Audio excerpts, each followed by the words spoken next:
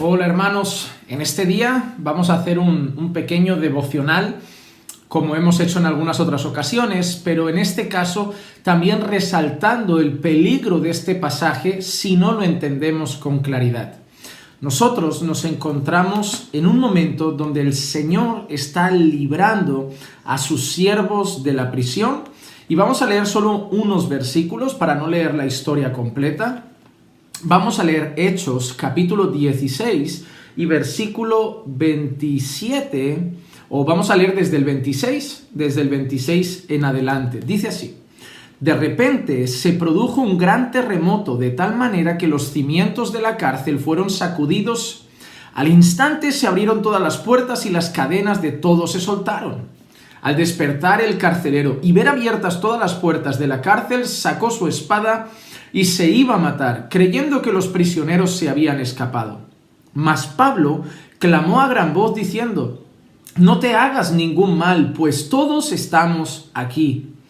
Entonces él pidió luz y se precipitó adentro, y temblando se postró ante Pablo y Silas. Y después de sacarlos dijo: señores, ¿qué debo hacer para ser salvo? Ellos respondieron: cree en el Señor Jesús y serás salvo, tú y toda tu casa. Y le hablaron la palabra del Señor a él y a todos los que estaban en su casa. Y él los tomó en aquella misma hora de la noche y les lavó las heridas. Enseguida fue bautizado él y todos los suyos. Vamos a entender un poco la escena. Miren, nosotros nos encontramos con Pablo en prisión, Pablo y Silas. Y en ese momento el Señor obra poderosamente, hay como un estruendo, como un terremoto, y la cárcel se abre, las puertas se abren, los grilletes se rompen y Pablo y Silas quedan sueltos. Cuando el carcelero ve eso, automáticamente lo que hace es tomar su espada y se la va a clavar. ¿Por qué? Vamos a entender un poco eso también. Cuando nosotros pensamos en aquella época, si un preso se escapaba, el carcelero que estaba custodiando la prisión o al preso en cuestión tenía que pagar con su propia vida. Es decir, el castigo en caso de que un preso se escapara bajo tu custodia, en aquel tiempo normalmente era la propia vida del carcelero. Entonces lo que va a hacer el carcelero aquí es clavarse una espada y quitarse la vida por lo que acaba de suceder. Pero antes de que pase eso, Pablo lo para. Pablo lo frena y le dice que no lo haga, y en medio de esa charla o de ese diálogo con el apóstol Pablo, el carcelero le hace una pregunta a Pablo. Le dice: ¿qué debo hacer para ser salvo? ¿Qué debo hacer para ser salvo? Algo muy parecido a lo que le pregunta, por ejemplo, el joven rico a Jesús, cuando le dice: maestro bueno, ¿qué tengo que hacer para heredar la vida eterna? El carcelero dice: ¿qué debo hacer para ser salvo? La respuesta del apóstol Pablo y Silas, la respuesta al carcelero fue: cree en el Señor Jesús y serás salvo, tú y tu casa.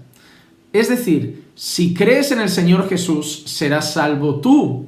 Y si cree en el Señor Jesús, tu casa, también serán salvos. Porque ¿qué pasa luego? El siguiente versículo dice: y le hablaron la palabra del Señor a él.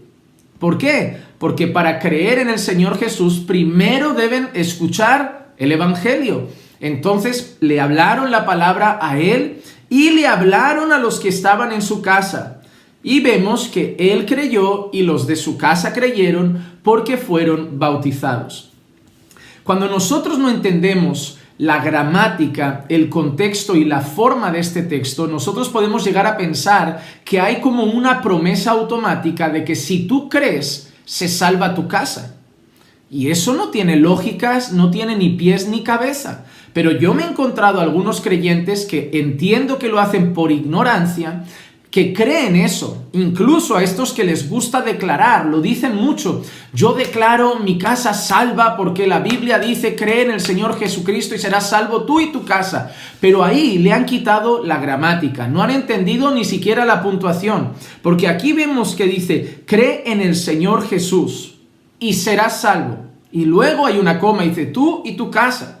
El requisito para ser salvo es creer en el Señor Jesús. Pablo y Silas no están haciendo una promesa genérica de que si crees en el Señor Jesús, también se salvará tu casa. Vamos a usar en primer lugar la lógica. Número 1. ¿Cuál es el mensaje que debe escuchar todo el mundo para tener la capacidad de creer en el Señor Jesucristo? El mensaje que debemos predicar, el Evangelio. Por eso Pablo luego les predicó a él y a los de su casa. Porque si realmente fuera una promesa automática, ¿por qué le hablaron la palabra también a los de su casa? Si le hablan la palabra a él, si él cree, automáticamente los de su casa entran en el bote. Es como un 2x1, una oferta. Pero no, él le habla la palabra a él y le habla la palabra a los de su casa, y gloria a Dios que creyeron todos y todos fueron bautizados. Pero, en primer lugar, debemos predicar el Evangelio a las personas. Debemos predicar el Evangelio a las personas. Yo, por ejemplo, creo en el Señor. Yo creo en el Señor. Ahora yo te pregunto, ¿yo no debo predicar a mi madre? ¿No debo predicar a mi padre? ¿No debo predicar a mi hermana? Porque tú dices que ya mi casa es salva, ¿no? Como yo he creído en el Señor Jesucristo y soy salvo yo y mi casa. Entonces, la pregunta que yo te hago es, ¿yo ya no les tengo que predicar? Tú vas a decir, claro que hay que predicarles. Otra pregunta, ¿no tienen que nacer de nuevo? Claro que deben nacer de nuevo. Sí, ¿por qué? Porque la Biblia dice, el que no nace de nuevo no puede entrar en el reino de Dios. Entonces, ¿mi familia le debo predicar? Sí. ¿Debo esperar y rogar al Señor para que los haga nacer de nuevo? Sí. ¿Deben tener un encuentro personal con el Señor? ¿O porque yo he tenido ya mi encuentro con Dios, mi encuentro con el Evangelio, mi conversión, ellos también lo han tenido automáticamente? Ah, no, lo tienen que tener ellos también. Entonces, ¿dónde ves la lógica de decir, cree en el Señor Jesucristo y serás salvo tú y tu casa? Obviamente, cuando nosotros creemos, nuestras casas tienen una ventaja. ¿Y qué ventaja es? Que tienen a un creyente en la casa. Y eso significa que ese creyente les va a predicar, les va a llevar el Evangelio, y tienen una gran opción y una gran gracia dada por el Señor, y es la opción de escuchar el Evangelio y de tener a su lado una persona que vive el Evangelio, y van a ser más impactados constantemente por el Evangelio. Pero deben creer ellos el Evangelio, ellos deben nacer de nuevo. Nosotros vemos que entendiendo el contexto, entendiendo el texto en su idioma original, la forma gramatical en la cual está escrito, cuando le pregunta ¿qué debo hacer para ser salvo?, él contesta, cree en el Señor Jesús y serás salvo. Esa es la respuesta básica. Cree en el Señor Jesús, serás salvo. Y luego le añade y le dice, tú y tu casa. Pero podía haber seguido diciendo, y el César, y cualquier persona, porque si crees en el Señor Jesucristo, serás salvo tú, serás salvo tu casa si cree, serás salvo el hombre de la calle que crea, el panadero si cree, el carnicero si cree, porque la respuesta es, cree en el Señor Jesús y serás salvo. Así que no hay un 2x1. Ah, me salvo yo, ahora entra mi mujer en el paquete, entra mi hijo en el paquete. No, hermanos, hay una cosa que sabemos desde hace siglos de historia. La salvación es algo individual. No podemos salvar a nadie por herencia. No hay una salvación por sangre, en el sentido de como yo soy salvo, mis hijos serán salvos, mi esposa será salva, mi madre salva, mi padre salvo. No hace falta predicarles. ¡Qué bien! Entonces evangelicemos solo a uno de cada casa, porque automáticamente la casa entra en el reino de los cielos. No es así. Así que no caigan en el error de decir, pues yo declaro la palabra de Dios que dice, cree en el Señor Jesús y serás salvo tú y tu casa. No, miren, hay muchos creyentes, por ejemplo, países musulmanes. Hemos conocido testimonios de personas de países musulmanes que han creído en el Señor Jesucristo, han sido salvos, pero su familia, que es musulmana, los ha echado, ha renunciado a ellos, los ha expulsado, los ha desheredado y no quieren nada de Jesús porque son musulmanes. ¿Dónde está esa promesa? ¿Dios no cumple su promesa? ¿Dios falla su promesa? No, es que Dios no ha prometido que si tú crees, Él salva automáticamente a tu familia. Eso no es lo que quiere decir el texto, porque eso sería contradecir la Biblia. Porque la Biblia dice que todos los que sean salvos debemos creer en el Señor Jesús como Señor y Salvador. Todos los que somos salvos debemos creer el Evangelio. Todos los que somos salvos debemos poner nuestra fe en el Mesías, en el Señor Jesucristo. Todos los que somos salvos debemos nacer de nuevo, debemos ser regenerados, debemos ser justificados uno a uno. Uno a uno, no va en grupos, no va en colectivos, en el sentido de, venga Juanma, crees tú y automáticamente salvo, justifico y hago nacer de nuevo a tu familia. No es así. ¿Cuántas personas, mujeres de Dios, que están firmes en la iglesia, batallando, luchando, creen en el Señor, son fieles siervas del Señor, sus esposos no son creyentes? ¿Cuántos hombres y mujeres de Dios en la iglesia que son buenos siervos y ejemplares siervos del Señor, sus hijos no son creyentes? Ahora te pregunto, ¿ha fallado la promesa? No, es que el texto no era una promesa de que si tú crees, automáticamente tu familia es salva.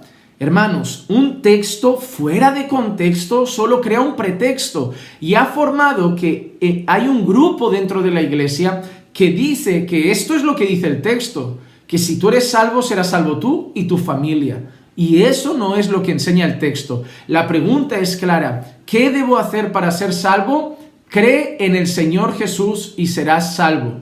Y luego, si tu casa cree, también será salva. ¿Qué pasa justo después? Van con ellos a su casa y le predica la palabra. Y además el versículo especifica, le hablaron la palabra del Señor a él y a todos los que estaban en su casa. Hablaron el evangelio a todos porque era necesario que para que se salvaran, todos tenían que creer el evangelio. Y gloria a Dios que en este caso creyeron todos y fueron bautizados. Pero no siempre es así. Para ser salvo, debo creer en el Señor Jesucristo. Y bueno, gloria a Dios, porque muchas veces al creer nosotros, predicamos y testificamos del Evangelio en nuestras familias y acaban muchos de ellos llegando a los pies del Señor por nuestra predicación o por el testimonio que damos. Pero esto no es una promesa tipo oferta 2x1. Si Dios te salva a ti, hay oferta, tu familia entra también. No es una promesa, porque la Biblia no muestra que la salvación sea grupal o familiar. La Biblia muestra que la salvación cada uno debe creer, cada uno debe nacer de nuevo, es individual. La historia de buenos siervos de Dios muestran que muchas mujeres, hombres, padres tienen familiares que no son creyentes y que murieron sin ser creyentes. Dios no falla sus promesas. Pero eso ha sido una mala interpretación de un texto que se ha sacado de contexto para crear un pretexto. ¿Quieres que tu familia sea salva? Predícales el Evangelio, llámalos al arrepentimiento, a creer en el Señor Jesucristo, y si se niegan, sigue predicando y sigue orando al Señor, pues solo Dios puede quebrantar sus corazones.